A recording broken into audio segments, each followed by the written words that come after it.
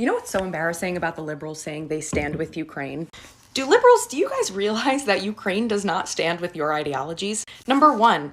Yes, Zelensky is getting a lot of people angry in the US and some part of the world. When you take a look at this video, according to the person who posted it, Zelensky says the quiet part out loud. If NATO Article 5 is triggered, the US will have to send their sons and daughters to fight. Should the US exit NATO? That is the question a lot of people puzzle through social media. I have a couple of videos. I'm going to show you Megyn Kelly didn't blink on this. If you've been following this channel, you realize for a few days now, I took a decision to follow this up. You know what's so embarrassing about the liberals saying they stand with Ukraine? Do you guys realize that Ukraine does not stand with your ideologies? Number one, you know it's illegal to go into a gay marriage in Ukraine? Gay marriage is not legal. Ukraine solely believes that marriage is only between a man and a woman. You want to know what else is true for Ukraine? Right now, as we speak, there are men getting off of their streets, like literally just walking their dogs or walking home from work, and they are being snatched up and thrown into a van as they are screaming for their lives because they don't want to go fight in war that they'll lose. They have no say in where they're going. They are getting literally snatched off the street, just tracked down and snatched, not like a normal recruitment, okay? And they have no bodily autonomy to make that choice for themselves. Isn't that something you guys preach about? Wouldn't kidnapping someone off of the street to go fight in a war they don't want to fight in because they want peace, wouldn't that be dictatorship?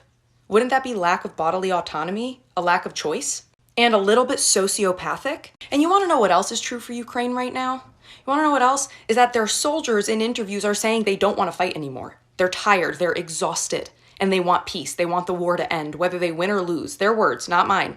Whether they win or lose, they want the war to end. So because you are so against Trump and anything he does or says, you are disregarding and disrespecting the people actually on the front lines dying to save their country because they don't want to do it anymore. And Zelensky is just blatantly ignoring them by continuing this war and not going for peace. You want to know something, guys? Your entitlement is astounding to me. You will stand with any other country that is not America, and it's absolutely insane. Ukraine is not a part of NATO, okay? So because we made a verbal agreement 30 years ago based on an unrelated situation does not mean we have to keep going into trillions of dollars in debt for a country that we are not in NATO with. The agreement we made back in the 1990s was not binding law. It was an agreement, yes, but it was not binding. America can absolutely pull out if they deem fit. That is how it works. And guess what? $40 trillion in debt, and we are just dishing out billions when we can't even afford that for our own people, is irresponsible spending. And apparently Congress of 2023 felt the same way when they continuously blocked aid from Biden sending more aid. You would rather stand with a suffering dictatorship-like country than with your own people who are broken, starving because it's what Trump doesn't want. That shows more about you than it does anything about Trump, and it does anything about the war. So when you say you stand with Zelensky, you're standing with a man who does not stand on the same morals that you scream at everyone else for not having. So yeah, I'll say it again. If you guys had no double standards... Yes, a little break before we continue. This lady is making a lot of sense. When I watched the whole this video, I was like, wow. She pointed out what Ukraine is putting out or what they are doing in their countries that liberals disagree in the US. So you can see the difference. You stand with someone who doesn't even stand with your own values. Then I don't get the point. Yes, if you've been watching this video very keenly, you see at the beginning, she made it clear. In this case, who is deceiving who? This reminded me of a video Adam Kenzuka released few hours ago. I was actually shocked to hear this guy still struggle to go off on Trump. I understand he is suffering from high TDS, but they should learn to control it sometimes. Trump and Vance are absolute cowards. Like, we should be thanking Ukraine for taking on the Russians, for fighting back against the Russian invasion, which, by the way, yes, the Russians invaded, when Donald Trump is too scared to even stand next to Vladimir Putin and say something bad about him. He's scared of Vladimir Putin, and he's president of the United States, and he dares to lecture Zelensky. And Vance, who's made it very clear that he doesn't give a rat's ass what happens in Ukraine, is going to stand there and try to provoke a confrontation. Remember, Donald Trump called this invasion brilliant. He said what Putin was doing was brilliant 3 years ago. And it was supposed to last, by the way, 3 days, maybe 3 weeks. We're 3 years into it right now. The Russian economy is on the verge of collapsing, and Russia is out of offensive combat power, and Ukraine continues to defend. So nobody in the Oval Office should dare to lecture Zelensky. Well, screw you guys. That shows more about you than it does anything about Trump, and it does anything about the war. That you scream at everyone else for not having all. And it's embarrassing, and it's why you lost this election and will continue lose. And before anyone puts words in my mouth and tries to have a gotcha on me, no, I don't stand with Russia either, okay? It's okay to not support either. Have we ever thought about that? Have you ever thought about the fact that maybe both sides have acted irrationally and ugly? Have you ever thought about that? That's okay. That's okay. You don't need to pick a side. You could just pray for the families and hope to God that peace is made soon. I know that's really hard to grasp. So don't you dare, any of you, put words in my mouth saying she's pro-Russia. I'm pro-peace. I'm pro-stopping putting people on the front lines that don't want to be there anymore, that continue to die and be put at risk every single day over a fight that should have been over months ago. No, I'm sorry.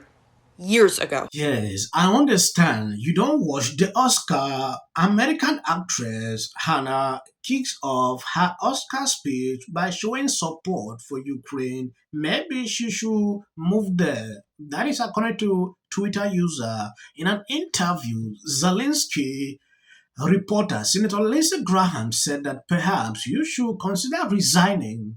Zelensky responded, Lindsey Graham is a very good guy. I can give him Ukrainian citizen.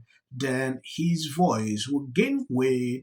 So what does Lindsey Graham have to say about this? Ingram posted this. What exactly is going on here? Sometimes I don't watch these Oscars. I decided to go through my feed to see if I can see videos. I think I'm going to do a different segment so you can see what happened at the Oscar. So stay through. Now in another video. Adam. Go there. What's up, my brother? Afternoon, people. So I put a post on earlier regarding the Trump-Vance Zelensky debacle yesterday. But one of the points I made was that the European forces, England, Germany, France, Netherlands, and all the other countries, are seemingly sort of potentially hinting at the fact that they might be prepared to step into the breach, that they might be prepared to put forces on the ground in Ukraine to try and keep the peace. And then you've got hawks in this country saying that we need to be prepared to go to war with Russia. I just wanted to point out the complete insanity of that. Without the backing of the US, the entire European forces wouldn't last probably much more than a couple of months against Russia. Now, Russia at the moment is in a bit of a depleted state because they've been fighting the war against Ukraine. But Putin would have no hesitation in just chucking everything into a land war against us if need be. I just wanted to give you some numbers to run through. So the entire combined forces of the Army, Navy and Air Force for the UK totals roughly about 180,000 people. But that includes all of the non-fighting staff. So that includes mechanics, cooks, HR staff, trainers, logistics people, radar operators, etc., etc., etc. Thousands and thousands and thousands of those. The actual fighting staff, fighting capacity, is roughly speaking, depends what reports you read, anything from 70,000 to about 90,000. The army, I believe, is roughly sort of high 60s to 70,000. But the problem is, it's not just for staff levels, it's the weaponry. We have very limited numbers of tanks, very limited numbers of missiles. Even just plain stuff like bullets would run out very, very quickly because we've just not been geared up for war for decades now. And we've been cutting things to the absolute bone. So if we ever entered any sort of a serious land war anytime soon, everything would run out very, very, very quickly. Now, we could try and gear it up. What kind of diplomacy are you talking about? Saying that, you know, President Trump's attempts to solve this diplomatically aren't going to work. And you can see that did not go over well with either of the two men he really could use on his side. Just so the audience knows, you were born in Russia. Yeah, and you're from Belarus. But it was the Soviet Union. Actually. Yeah, right. So, I mean, that you understand this region of the world a bit. What did you see there? I feel like a child of divorce. This brings me right back to like my parents feuding in our living room. I don't want to always extend the videos to be long. Thank you guys for always being there sharing all my videos. God bless you abundantly. Yesterday, I said something. I realized a lot of people understand how I speak. I was glad when I read through the comment sections and seeing how people are replying. I was okay because sometimes I feel like I should even stop when I see people complaining about my accent, you know, things like that. But I was motivated when I saw your comment.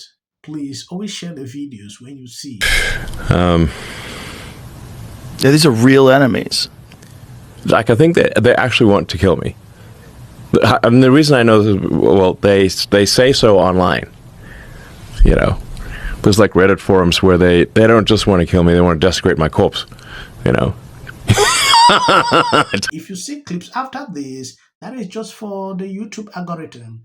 I don't know if he needs an apology. Wow. I know, I'm going to get killed on social media for admitting that, but so be it. And the fact is that it doesn't matter whether Vice President Vance planned it or just took the opportunity to bait Zelensky. Zelensky took the bait.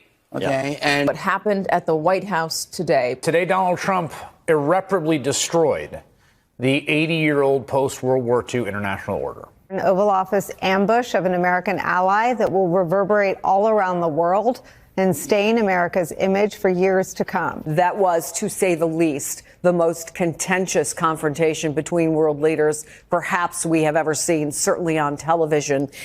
It was a truly historic moment, not in the good way. One that I fear realigned the world order, upending the only foreign policy consensus that most living Americans and Europeans have ever known. A complete and utter mess. We don't gain anything by acting like bullies, and this is what bullies do. I think there's no question that this was a setup. You heard Donald Trump say at the end of that clip you played, this is great television. To issue an apology tonight? Absolutely. All right, so, but what else is going on? Not much.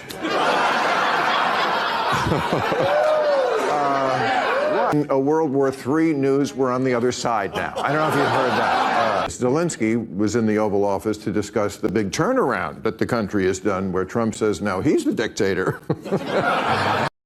Statement for sure to say that it is one of the most astonishing moments that we have ever seen happen.